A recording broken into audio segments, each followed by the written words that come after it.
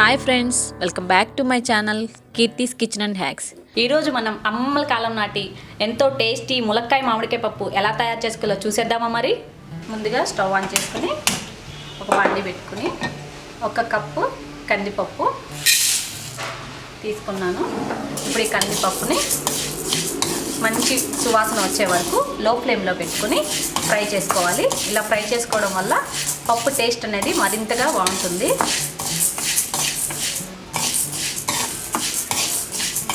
ఇలా కందిపప్పు వేయించి తినడం వల్ల ఏంటంటే గ్యాస్ ట్రబుల్ అనేది కూడా రాకుండా ఉంటుంది.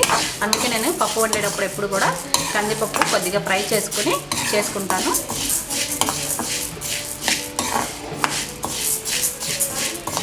మరీ ఎర్రగా వేపకుండా దోరగా వేగితే పప్పు అనేది టేస్ట్ చాలా బాగుంటుంది. హై ఫ్లేమ్లో పెట్టి మాత్రం వేపకండి, పప్పు అనేది మాడిపోతుంది. కందిపప్పు వేగుతుంటే మంచి స్మెల్ వస్తుంది కదా, కందిపప్పు స్మెల్, పప్పు ఉడుకుతున్న స్మెల్ వస్తుంది. చూసారు కదా ఫ్రెండ్స్, కందిపప్పు అనేది కలర్ చేంజ్ అయింది. ఇంకా నేను స్టవ్ ఆఫ్ చేస్తున్నాను. ఇప్పుడు దీన్ని చల్లారి పెట్టుకుందాం. చల్లారిన తర్వాత 2 సార్లు కడిగి కుక్కర్లో పెట్టుకుందాం. కందిపప్పు వేగిన తర్వాత చల్లారి పెట్టుకొని ఇప్పుడు కుక్కర్లో వేసుకున్నాను. ఈ పప్పుని 2 సార్లు వాష్ చేసి తీసుకొస్తాను. శుభ్రంగా వాటర్ పోసి ఒక 2 టైమ్స్ దీన్ని శుభ్రంగా కడిగిన పప్పు అనమాట. ఇప్పుడు నేను ఈ కప్పుతో పప్పు తీసుకున్నాను కదా, ఇదే కప్పుతో 2 కప్పుల వాటర్ పోస్తున్నాను.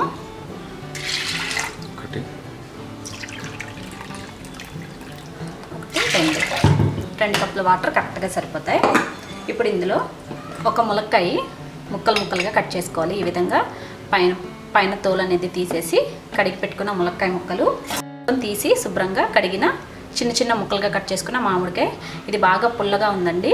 ఈ మామిడికాయ వేస్తే సరిపోతుంది అనమాట ఈ పప్పుకి. ఈ పప్పులో ఇట్లా ఒక గిన్నె పెట్టుకుని లోపలే ఒక గిన్నె పెట్టుకుని ఇందులోనే మనం కడిగి పెట్టుకున్న ములక్కాయ ముక్కలు, అలాగే మామిడికాయ ముక్కలు, వీటిని కూడా ఇందులోనే వేసేసుకుంటున్నాను. ఈ పప్పు ఉడికేటప్పుడు ఈ ఆవిరితోనే ఇవి కూడా మగ్గిపోతాయి అన్నమాట. మనం స్పెషల్గా ఉడికించాల్సిన అవసరం ఏమి లేదు. అలాగే ఒక 6-7 పచ్చిమిర్చి అనమాట. పచ్చిమిర్చి కారంతోనే అయితే ఈ పప్పు చాలా టేస్ట్గా ఉంటుంది కాబట్టి నేను పచ్చిమిర్చి ఎక్కువ తీసుకుంటున్నాను. ఈ పచ్చిమిర్చి ముక్కలు కూడా ఇందులోనే యాడ్ చేసేసుకొని ఇప్పుడు మనం కుక్కర్ మూత పెట్టి ఒక 3 విజిల్స్ వచ్చే వరకు ఉడికించుకుందాం. స్టవ్ ఆన్ చేసి ఇప్పుడు 3 విజిల్స్ వచ్చే వరకు ఈ పప్పు అనేది ఉడికించుకోవాలి. 3 విజిల్స్ అయితే కరెక్ట్గా సరిపోతాయి. ఒక 4-5 వచ్చినాయి అయితే మామూలుగా పప్పు మెత్తగా అవుతుంది కదా, అలా కాకుండా కొంచెం పలుకుగా ఉంటేనే ఈ మామిడికాయ ములక్కాయ పప్పు అనేది చాలా టేస్టీగా ఉంటుంది కాబట్టి 3 విజిల్స్ వచ్చే వరకు ఉడికించుకోవాలి.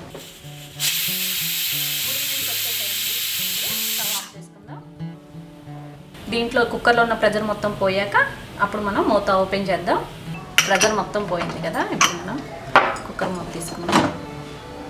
చూసారు కదా, మామిడికాయ ముక్కలన్నీ చక్కగా మగ్గిపోయాయి, ములక్కాయలు కూడా మగ్గిపోయాయి. ఇప్పుడు దీన్ని తీసి పక్కన పెట్టుకుంది.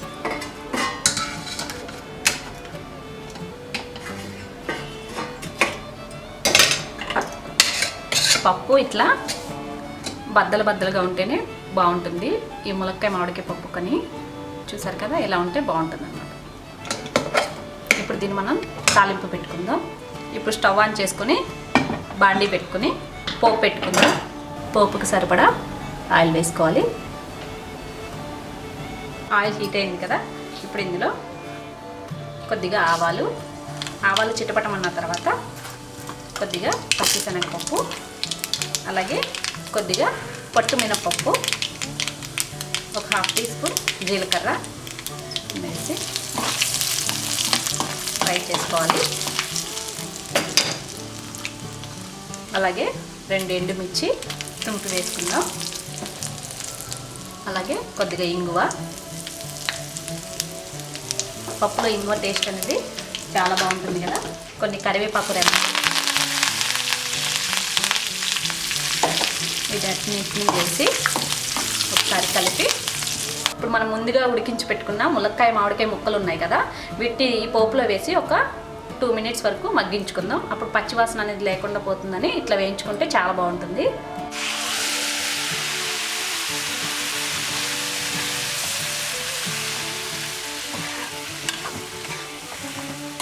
ఇందులో కాస్తంత పసుపు, అలాగే సాల్ట్ వేసి మరొకసారి కలపాలి. చాలా స్లోగా కలుపుకోండి, లేకపోతే ములక్కాయ ముక్కలు అనేవి చెదురైపోతాయి. ఇప్పుడు ఈ పప్పులో కొద్దిగా పసుపు, అలాగే కొద్దిగా సాల్ట్, ముక్కల కింద అక్కడ కొంచెం వేసాం కదా, పప్పులో కూడా కొద్దిగా సాల్ట్ వేసుకుందాం. అలాగే కొద్దిగా కారం. ఆల్రెడీ పచ్చిమిర్చి నేను ఎక్కువే తీసుకున్నాను కాబట్టి కారం అనేది కొంచెం తగ్గిస్తున్నాను. పులుపు ఆల్రెడీ మనం మామిడికాయ వేసాం కాబట్టి పులుపుకి కారం ఎక్కువే పడుతుంది.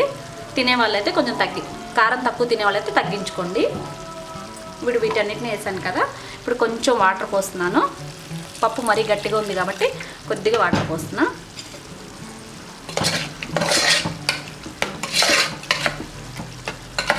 ఇలా దీన్ని ఒకసారి మిక్స్ చేసుకొని పక్కన ఉంచుకుందాం.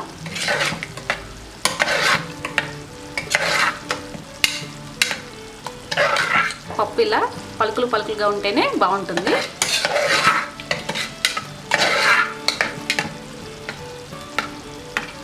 ఇప్పుడు చూసారు కదా, ఈ విధంగా ములక్కాయ ముక్కలు పప్పులో ఒక నిమిషం ఫ్రై అవ్వాలి.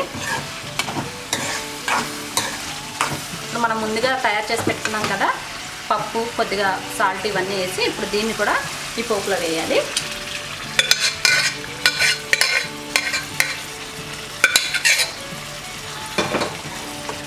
వేసి మరొకసారి కలుపుకోవాలి. కలిపి ఒక 2 మినిట్స్ ఉంచితే ఈ ములక్కాయ మామిడికాయ ఫ్లేవర్స్ అన్నీ కూడా ఈ పప్పుకి చక్కగా ఫ్లేవర్ అంతా వస్తుంది. అప్పుడు మన పప్పు అనేది చాలా టేస్టీగా ఉంటుంది. చివరిగా సన్నగా తరిగిన కొత్తిమీర,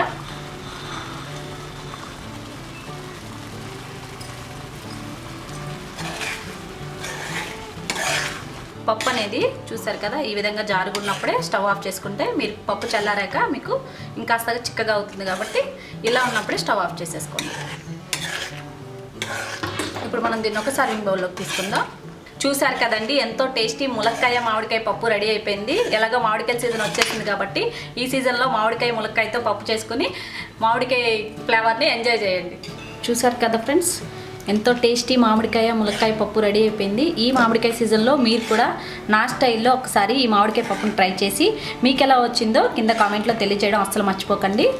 చాలా టేస్టీగా ఉంటుంది ఫ్రెండ్స్. ఈ కర్రీ నా ఫేవరెట్ కూడా. మా అమ్మమ్మ ఈ కర్రీ చాలా బాగా చేస్తారు.